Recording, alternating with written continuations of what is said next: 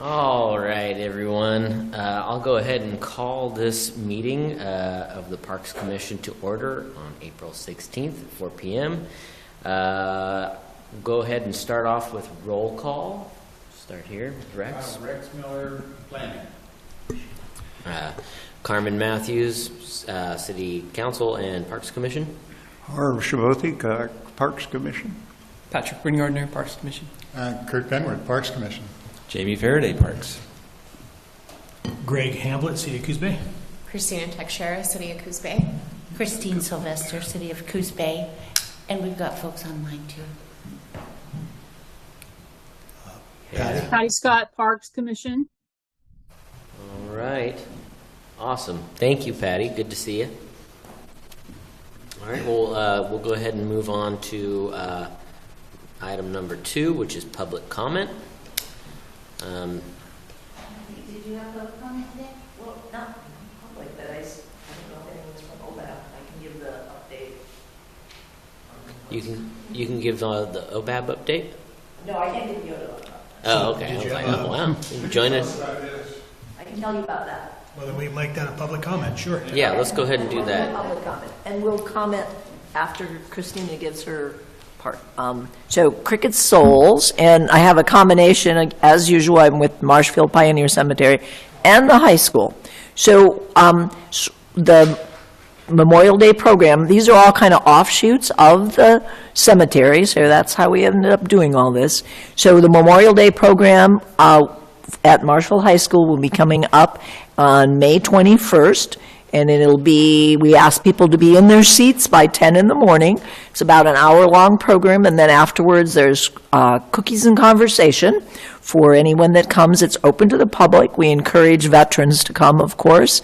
And this year, kind of going with the 250 theme, we will recognize one person from each of the major conflicts, starting with recognizing the first principal of Marshfield, who died at the Somme in World War I, up to Steve Stacy, who died at Marshfield, and Brian Bertrand. We had an offer last night of them bringing some of the vehicles, that Army vehicles and that, up to make the presentation more exciting. So it's always is a big deal for the students, and we encourage, again, people come because the students want to share that with others, and you might get a good cookie too. So we actually have done another thing that for the last couple years we've put Coroplast, the kind of voting sign kind of material, the plastic, out on the lawn to recognize the 35 young men who died in service. And every year they're at such an angle because of the wind, and like straighten them up, and they could suffice. But we applied for an Oregon 250 grant, which is a $3,000 grant that's pretty simple to apply for. And we're leaving that up to Christina to look and see if she might want to apply one for the city in some way, because the grant cycle is open again. And with that, we're making the shop is making making aluminum signs that will be much sturdier and hopefully won't be like at an angle and will last for a long time, because hopefully we never have to add any more people to that list. And partly why we're doing it is it's not just for the students to recognize the people that have died in service, but it's becoming more of a site where veterans are coming up and visiting, paying their respects to other comrades. It's kind of a quiet place on that Memorial Day weekend, so they're coming up to do that. So that's one reason we want to do that. And then, of course, the Memorial Day will be open, the cemetery will be open for the Memorial Day weekend, and the Maritime Junior ROTC classes will put flags on, again, of all that. So that's mostly what we have going on. We're looking at doing an Earth Day project, working with Greg today, figure out what we have to need to do, because we haven't done that for a while. But it was students that really first reclaimed some of that 7th Street corner, and we'd like to not let it get away from us. And we'll just go out there and see what we can do and make it better. Oh. Thank you. taking this back? Okay. I'll hand the meeting over to you, Ariane. Thanks, Carmen. And back to you. No, I'm just kidding. All right. Thank you so much. Rolling down to action item 3A. Greg, are you going to do the update from OBAB or? I didn't get an update from OBAB Okay. via email, and it doesn't look like anybody's here, so. All right, we'll just move on. I think they're doing good things, though. They are always doing great things. I think and this we month appreciate them. they are in North Bend Yeah. this month. So I think they've done 3 events in Coos Bay, Mm-hmm. one at Marshfield, Millicoma Marsh, and 2 at John Toppis this year. Perfect. So, And they did the trails. And the last place was? John Toppis. We did a cleanup at SWAC on Saturday and got 30 cubic yards of trash, I believe. Yeah. That's right. I ran into Jim in a store yesterday, and he told me how many tons or yards they pulled out of SWAC, but I couldn't remember how many. We're making really good progress. Great. Awesome. Nice trail. Yeah, it's looking good. It's looking good. We're getting stuff cleaned up, and it's amazing. All right, rolling down to action item 3B, Arbor Day celebration. Yeah, so it's that time of year again, the Arbor Day celebration. So at the March 25th, 2026 tree board meeting, staff went to the tree board with the Arbor Day proclamation. We're bringing the proclamation to the Parks Commission as well, because at that meeting, the staff requested from the tree board to identify the type of trees that we should be using in the parks. They did defer a final recommendation for locations as to which parks we should use. They did come up with a couple of different ideas, which staff did appreciate and staff does agree with. And staff's recommendation is to put the trees that they've identified in the parks in which they suggested.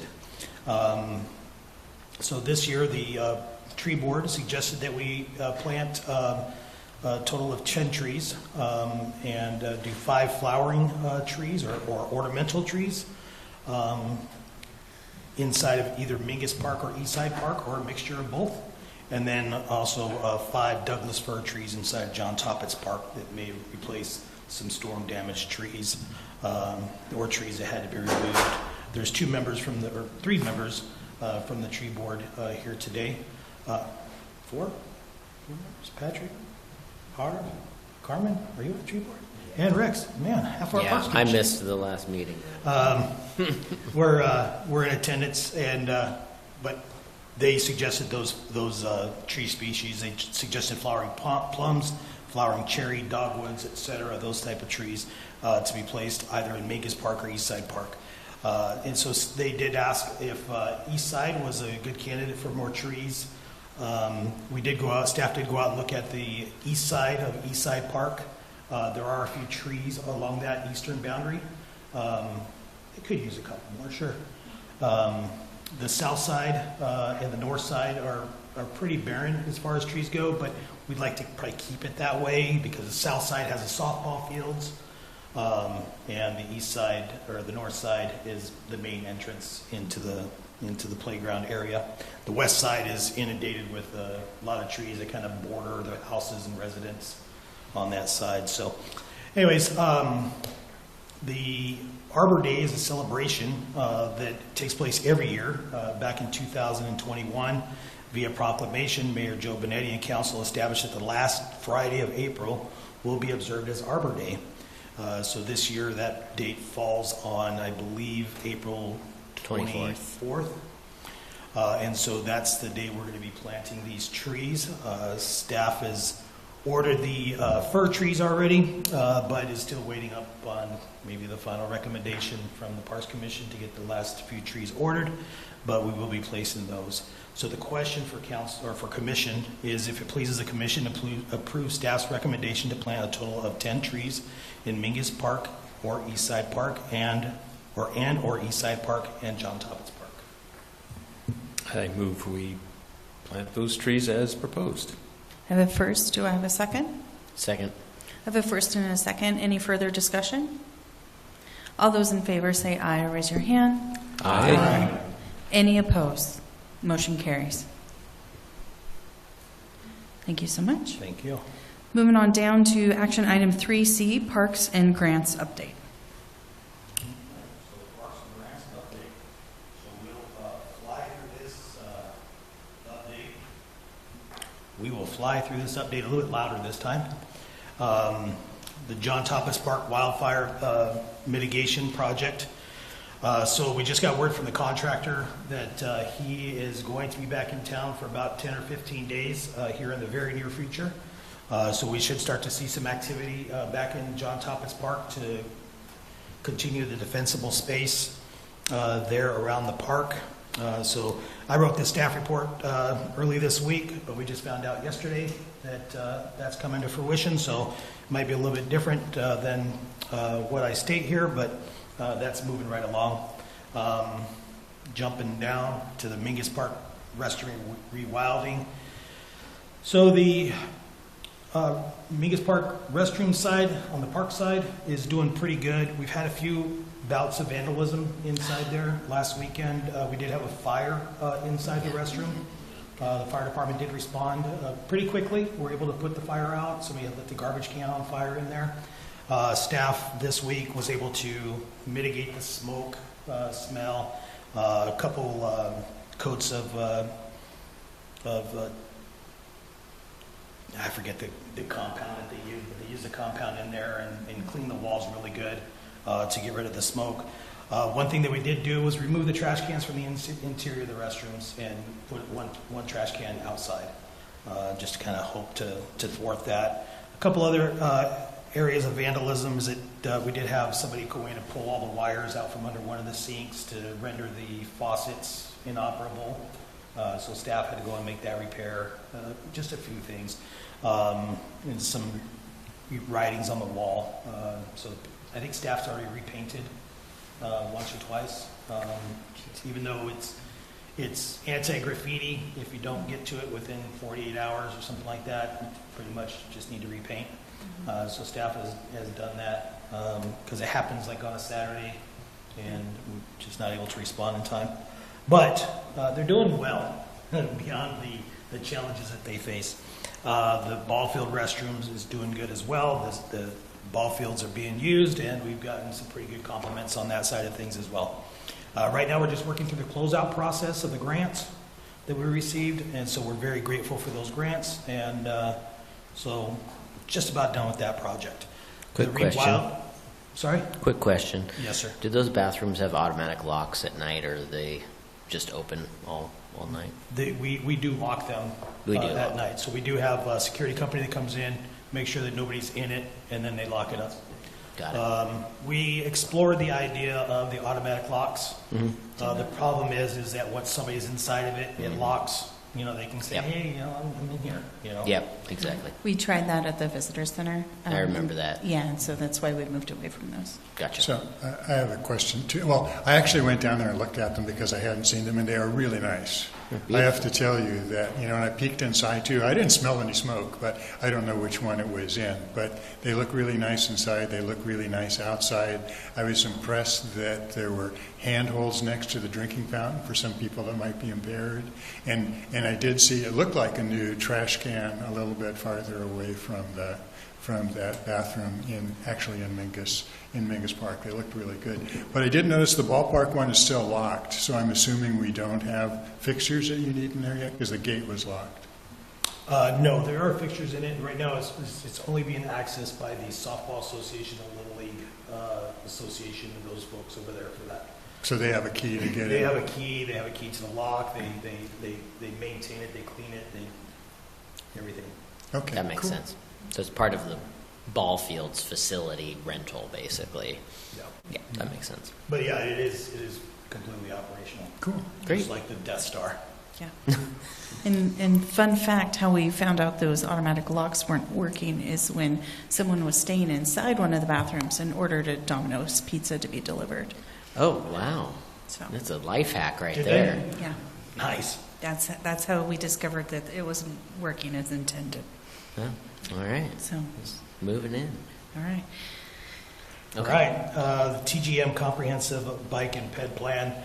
Just got word today that ODOT did award the contract to, let me pull up the email real quick. This just came in today, so it's really literally hot off the presses.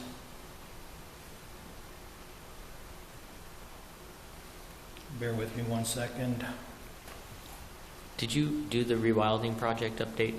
Or did Nope, we but skip I will it? come back to that. Okay. Thank you for bringing me back to that. Parametrics was the contractor that was selected by ODOT to do the comprehensive bike and ped plan. We're still a couple weeks away from anything pertinent happening. Great. Or maybe even a little bit longer than that, but parametrics. My understanding is that our representative for ODOT is excited to work with him. He's worked with them in the past, and they do great work. Great. So Where are they from? Do you know, Craig? I don't know that yet. I haven't had a chance to do really any work on any looking into the into this company yet, but I'm sure that they'll do a good job for us. Hopefully a little bit better than the other last time. The rewilding. Thank you for bringing me back to that.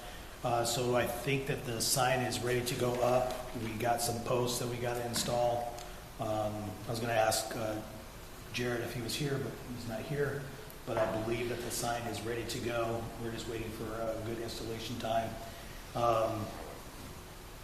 When we first got the posts, they're a little bit tall, so we want to just make sure that everything looks good aesthetically before we go through and install a sign and make sure we know exactly where we want it and how it's going to appear. I think staff's concern was that it was like super tall and not very functional for the people that might go there and have to break their necks to see it. So I walked there too, since I went to look at the restrooms as well. And I was impressed that there's a few soggy spots, but for the most part, that's held up really well with all the rain. There's a trickle of water going down through the rocks right now, but it really, there's, compared to the way that it was when the kids' equipment was in there and it was a lake, it's much, much nicer. The only concern I had is I noticed I didn't count or a number or anything, but a number of the plants inside the things have died, unfortunately, and I don't know if it was cold weather or lack of water for a while there when we had warm temperatures. And I'm just hoping that we have the opportunity this spring maybe to do a little replanting at some of those ones that we lost. We hope so as well. And so that southwestern corner of the park, that area, it stays perpetually wet. And so even though we won't see rain, hopefully we don't see rain for quite a while, we will see a trickle of water through that system for quite some time. Hopefully we can work something out with Coos to get back in there and take a look at some of those plants that may not have made it as long as we anticipated or they anticipated, and hopefully they can rectify that situation. Some of those plants may not like at least to start out with such wet feet, wet roots, and so that might be the thing. The wetland plant that I provided, the Henderson's checker mallow, is doing fine, and its roots are only about this deep, so I'm monitoring those. And when they go back down and paint, someone tagged the door on the storage facility too with their little graffiti signature. What did it say? Did it say, put a coffee shop in here? So just saying, someone signed the door. That's all. Well, those autographs aren't going for much anymore, so we'll just go paint over it. All right. Moving on down to the Mingus Park Community Building. So last meeting, we talked about the city of Coos Bay had just been informed that we received the grant for the historic structural assessment, and the Specters passed from Conundrum House Experience. We will be submitting, we will be submitting a grant application with the Rotary Coos Foundation as well as the Kinsman Foundation here in the near future to help support that assessment as well. Jumping down to, so right now we're in the process of getting quotes and estimates to secure a firm to do that assessment. So we're in that process. Front Street project, the City of Coos Bay staff is re-engaged with David Evans and Associates. So there was a little hiatus there for a little bit while we worked out a few things. I think council was pretty heavily involved in some of the changes that were happening to the project, or some of the commentary that was happening on the project. So staff is re-engaged with David Evans and Associates to advance that project forward. And also staff is working with individual business owners down along Front Street to discuss access to their businesses. Next item is the League of Oregon Cities Award of Excellence. Application is currently in development for the Mingus Park Renewal project, leveraging funds, sustainable design, lasting impact award of excellence. Right now, we are drafting, materials are being compiled. So the deadline was March 20th. Did we submit on that? Yeah, We were not selected for that award, but I think we did get a recognition on that, but we weren't selected. So we're just updating, we're getting some materials put together so we can be recognized at the event. I did go ahead and submit a tabletop display just to show our work for the rewilding and the restrooms. Thank you. Right. Coming up next week, the 23rd, for the Empire Boat Ramp debris boom. The 23rd, the Oregon State Marine Board is recommending approval for that grant, which is pretty awesome. So hopefully the board does approve it. That approval will really help the Empire debris boom. Yeah. So I had an opportunity to meet with a design engineer about a week and a half ago. We kind of looked at the debris boom, and he had some other ideas, and so we're working through those design changes. But he's presenting the design changes with the application package, and so they understand the full scope of work in which they're going to be making the decision on. So fingers crossed that we get that grant. We have a great relationship with Oregon State Marine Board. They've been very helpful over the many years that we've been working with them. Specifically for me, over the course of the last 5 years, we've been very successful with grant opportunities with them, and they've been very supportive of us and our endeavors here in the City of Coos Bay and supporting our recreational boaters. So with that, there is a grant match that we have to provide. Right now, the Empire Urban Renewal Agency has committed to meeting that match. But we have submitted a grant application with the Department of State Lands for the Submerged Land Enhancement Fund. So we submitted that, and we're just waiting up on approval. Hopefully, we get that grant as well, and that grant would satisfy the entire match. So maybe we'll be successful in both. All right. Jumping down. Operation and maintenance. So last month, this month so far, we have cleaned up 12 more abandoned camps in the Empire area. Last month, we cleaned a total of 74 cubic tons of debris from the parks and the Empire area. I had an opportunity to meet with some members of the Empire Coalition a couple weeks ago. They came and sat down with me in my office, and we talked about a little bit of strategies in that area, but they brought up a lot of areas that we just haven't been to yet that need some more attention, that we just, sometimes we just don't have the staffing levels to go in and address those things. But it is pretty large. They showed me pictures of areas.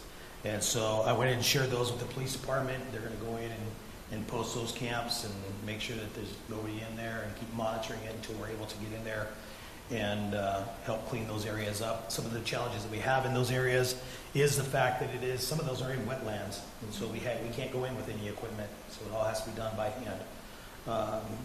It's taken years to bring some of this material in there, so it's going to take days, weeks, months to get that material out of there.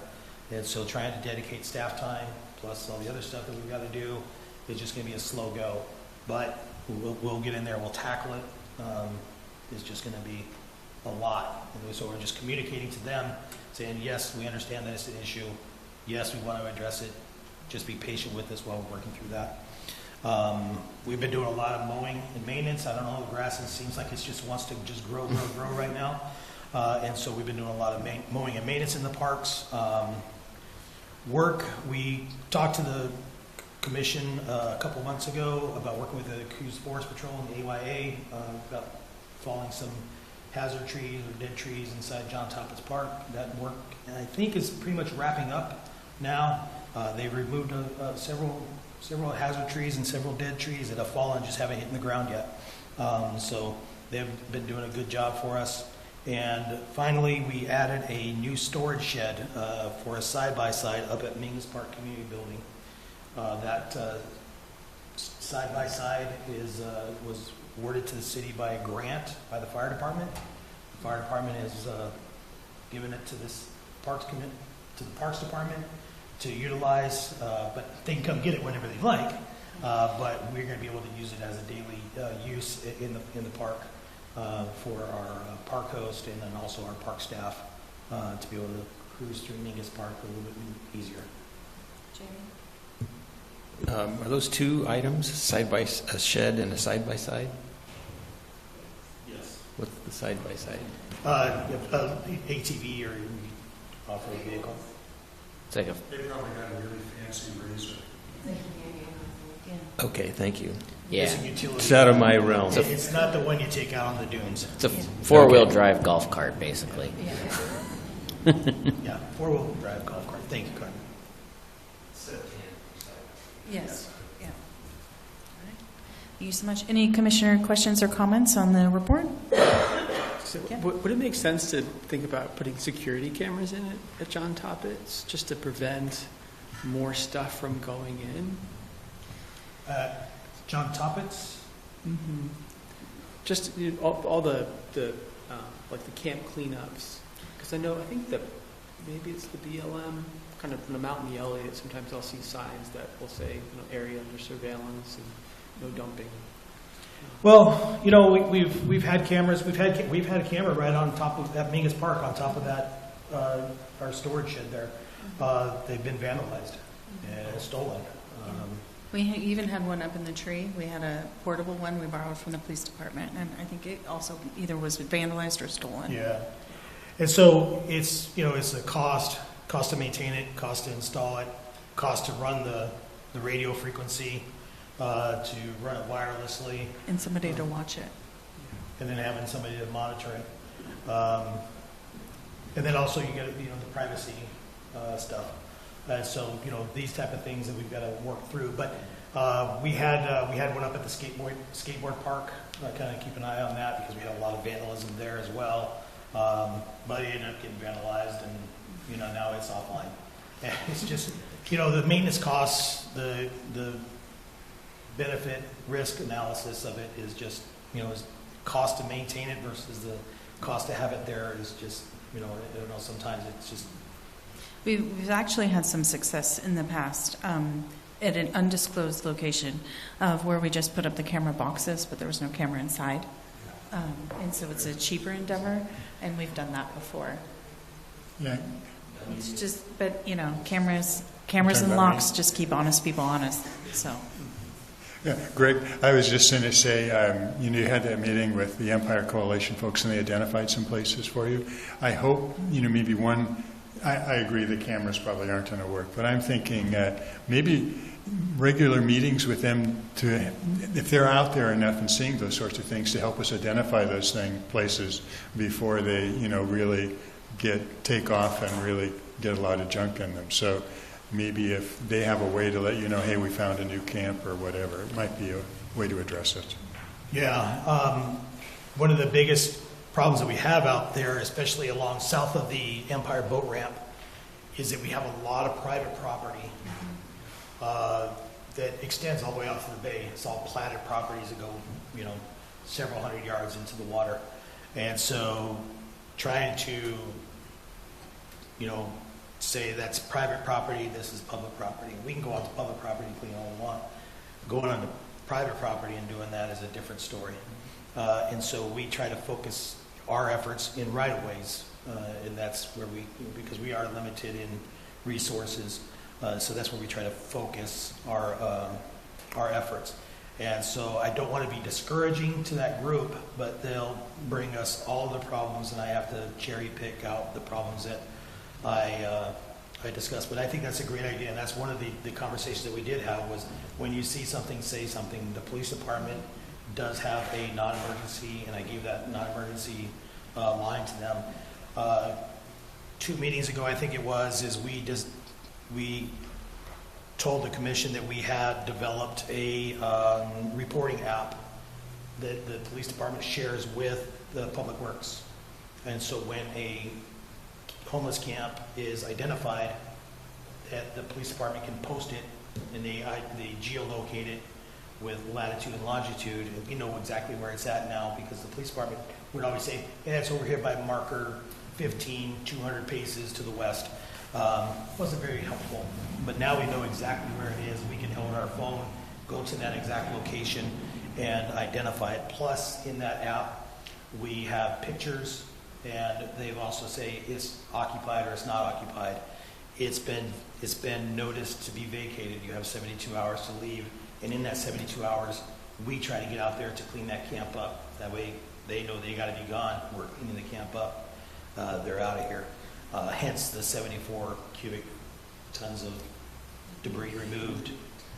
Yeah, it was a lot. So.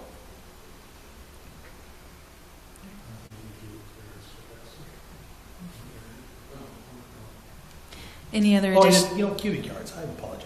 Yeah, there you go. Cubic yards, 74 cubic yards. Cubic tons, that sounds like a lot. Yeah. That is a lot. Pull the barge up. All right. Any other additional commissioner questions or comments based on the report? No. Thank you. All right, moving on to action item 3D, placement of a memorial bench on the boardwalk. Hold on 1 second. Cricket did have a Our question. grants don't seem to. Oh, okay. So, because we were pre-Christina, so I always think to tie in at hers. So we have a CLG grant for the cemetery, and we also provide housing for our contractors. So I was checking on when they would show up, and they said, okay, we'll be there in July. The only problem is our grant ended in April. So somehow they got their signals crossed. They are the only contractors in the state. They are busy 100% of the time. So luckily, Becky's been working with Curry Gill at the state and been able to revise it and give us a small extension. So instead of getting the 81 headstones fixed that we're doing half of that. So we won't have to lose any money as long as they complete it, and they'll be here first part of May to start work. But it has put us in a bind for doing that, and also we always can use more money, so we really want to try and promote the Ignore No More, give $4, or promote the help that's working on preservation at the cemetery, whether we're filling holes, which is what we need to be doing once we find some dirt, and some other projects that we can be doing. So sort of, not what we wanted to see happen. So we are trying to preserve as much money as we already have collected, so we can use in-kind donations towards that first grant, so we can continue doing the 41 that were left on the project. So, but it wasn't what we were expecting. But that was our grant, and we do have the Oregon 250 grant that kind of, will offset some of our things. Not cemetery work, though. Thank you so much. All right, now, action item 3D, placement of a memorial bench on the boardwalk. So on March 20th, 2026, the city received a request from Mayor Joe Benetti regarding the possible placement of a memorial bench along the city boardwalk. Mr. Benetti indicated that the bench would serve as a commemorative installation and would be accompanied by a thoughtful, prepared plaque to celebrate his loved one's life. The request is in an appropriate siting location that complements the existing boardwalk while enhancing pedestrian access and overall aesthetic accuracy or consistency. Staff has evaluated the proposed location for maintenance considerations and any applicable design standards before bringing forward a recommendation to approve this request. So, Mr. Benetti will purchase the bench and plaque for staff to install once it is received. So if it pleases the commission, approve the placement of a memorial bench and plaque on the Coos Bay Boardwalk. And if the commission remembers back to our prior conversation when we were revitalizing the master plan, benches are one of the appropriate memorial uses that we identified in our parks master plan. It's okay. I'm mumbling today. Well, I'll move that we approve the placement of a memorial bench on the Coos Bay Boardwalk. I'll second that, along with Harv. I have a first and second. Any further discussion? Yeah, can I ask a couple of questions? Do we have any other memorial benches on the boardwalk? There's two. Yes, I think there's 2 or 3. Yeah. Okay. And every time somebody wants to put one there, is it going to come to the Parks Commission? Yeah. Yes, we typically would, yes. Okay. That's it. Any further discussion? All those in favor say aye or raise your hand. Aye. Any opposed? Motion carries. All right, thank you so much. Moving on down to staff and commissioner closing comments. We'll start out down on the end. Rex, any closing comments? No, I'm good. All right, Carmen? I don't have much except for I'm working on a bike to school day event for it's National Ride Your Bike to School Day on May 6th.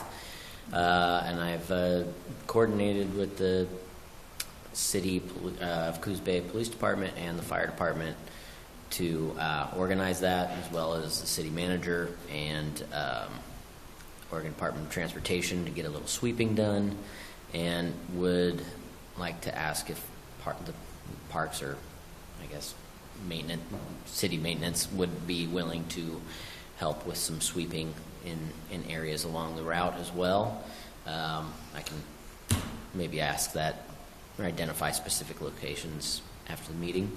But also I'd like to invite anybody who would like to join in the bike ride. It'll be on May 6th at, we meet at 7 o'clock, 7:15-ish at the Coos Bay Public Library. And we will ride to the Lighthouse School, which is the old Bunker Hill School, south of town. And every year, this will be the 3rd year we've done this. The police department and the fire department have an escort for us, and we actually take over a lane of 101 once we get onto 101 and go across the Coal Bank Bridge. And it's really cool. We usually have about 50 students plus parents and volunteers who join in the bike parade, and it's quite a spectacle to see that many kids riding their bike to school, and they just love it. So if anybody would be interested in taking a break and coming for a ride in the morning, we'd love for you to join and help, just keep the kids safe. We just kind of act as spotters and buffers to keep them out of harm's way as we do this, and yeah, it's really fun. And then we'll do a return ride as well after school, starting at 3 o'clock is when they get out. And so myself and several volunteers will meet at the school and escort the kids back to the library. That's all I have. Thank you, Carmen. Harv? I really don't have much. We've got the farmers market coming up. Hard to believe. We're just a couple of weeks away from that. I know last year there were times when, I know when you did the bike survey, for example, those kinds of opportunities are there. It's not necessary to rent a booth or whatever, but you'll probably find some vendors down there and be more than happy to allow that to happen. So again, invitation out there if there's a need to survey the public for any reason. We've got the farmers market coming up. Thank you so much. No comment? Great. I already talked about the restrooms and the wilding area in Mingus Park, and the park overall looks really great, to tell you the truth. It was pleasant to be there on a nice sunny day. I had a couple kind of follow-up questions, though, maybe that I can sneak in here, too, which is, I know we talked about the disposition of some property on the west side of Mingus Park. Some people were willing to purchase that, and I'm kind of out of the loop, so I just wanted to know if that's gone through. And I know one of the questions that we were asking was whether or not those funds would be given to the Parks Department or they would go to the city's general fund. So we're still working through that process. We made contact with the property owner, the adjacent property owner, let them know that the commission did approve the investigation to sell that, and so we're in that investigation stage still. I think Jennifer's not here, and I think Jennifer was going to ask that question to the city manager, and I hadn't gotten that response yet. But I'll follow up with her. And then I know I gave you that the city had acted on a supplemental budget, and there was the Parks Department was included in there, and there was the general fund was in parentheses, and I was interested as to whether that was a loss or whether that was an addition to the Parks Department budget. Yeah, and I believe that was an addition. Okay, good.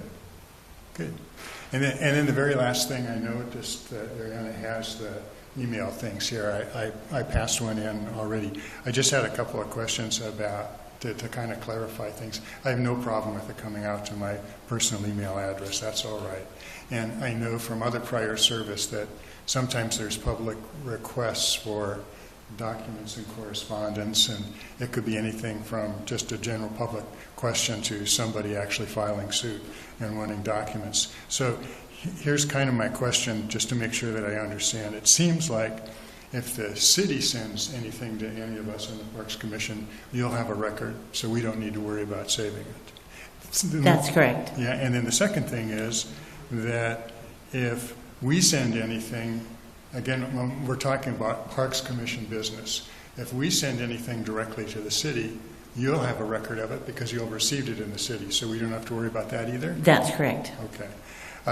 So it seems like maybe the only thing we have to worry about saving is if we're doing some kind of Parks Commission business that's not going through the city, that we have to worry about sending copies in to you. And I would think that that would probably be pretty far and slim. Sure. If you're having communications amongst each other via email regarding city business, then you would need to CC me. But as a general rule, all of those communications should be happening here at that dais anyways, which I guess I'm not sure. I don't know. I think that's the case. Yeah, because we'll just say, just don't. Like, just don't email each other about parks business unless it's responding or including the city. Well, the question that comes up is that there are some people that would maybe involved in quote-unquote park business that are not parks commissioners. For example, I think of the Adopt a Park program, and I also think of the Ped and Bike subcommittee. They're both subcommittees. And they may just send out an email to members saying, hey, we're going to have a meeting on such and such a date. That may not necessarily then go through the city. Would they be required to send a copy into you? Subcommittees are subject to public meeting records and public records. I believe we set the fact-finding committee up separate because they only gather facts. They don't make any recommendations or certainly take any votes. So they're a little bit different, but the Adopt a Parks would be a subcommittee, so it would be subject to the same rules and laws. All right, sounds good. I mean, I have an email folder that says archived. I hardly ever put anything in it, so I figure I'll just I can't imagine me sending something that doesn't go through the city, but I may just put all the city ones in there too. So, all right. I think that would be good. And the only other thing I do want to add is listen, if there is a public records request and there is a requirement for the city to request that you turn those records over, your personal stuff is never going to be subject to being blasted all over the place. It would be a rare occasion that there was even a lawsuit, but there's still that possibility, but unlikely. What's the deadline for turning the form in?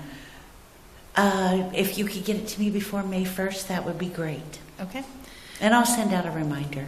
Today was my first email to you folks. Now, just because you're looking at me like that, Rex, it doesn't apply to the Planning Commission or city councilors. You'll still retain your coosbayor.gov email address.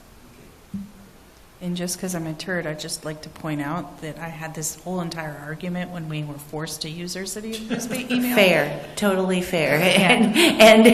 And I do have to tell you that the reason that we're switching back is because our IT contracting company has found out another vulnerability that does leave the city quite vulnerable, and we'd have to provide extra training, it's called the YubiKey. So, and we all know the budget is not, there's a budget crisis, so we've been advised to go this way.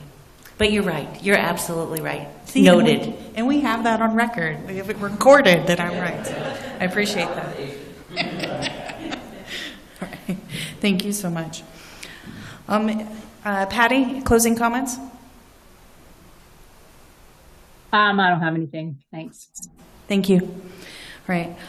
I would just like to, Greg, Christina? No? Good? Greg? Yeah, oh, you didn't Jamie, get this sorry, year, Jamie. Fair Day. You're so bright. You're in such bright colors that I skipped over you.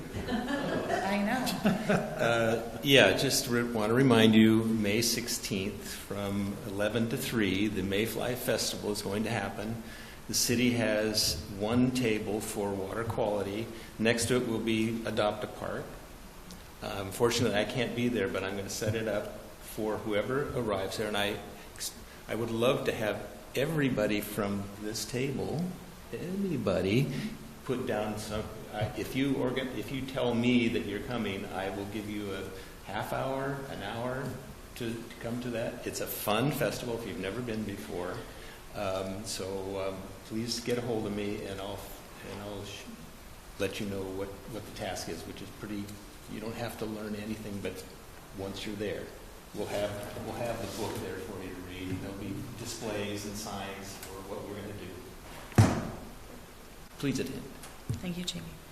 Greg? All right. Well, again, thank you. I think I say this every single time. Thank you for the commissioners for volunteering your time. I don't think it ever gets old. The effort is not lost on staff. Just want to let you know that during a conversation piece, Christina leaned over and let me know that she has applied for a grant for security cameras in around the park area. So don't know if it'll be successful, but perhaps that's coming in the future. So hopefully we can get some more security in the area. So, but again, thank you to the Parks Commission and everything that you folks do for us. Really do appreciate it. Thank you so much. I appreciate everyone for joining us today and all the efforts we put in making our community amazing. So thank you so much, and we are adjourned.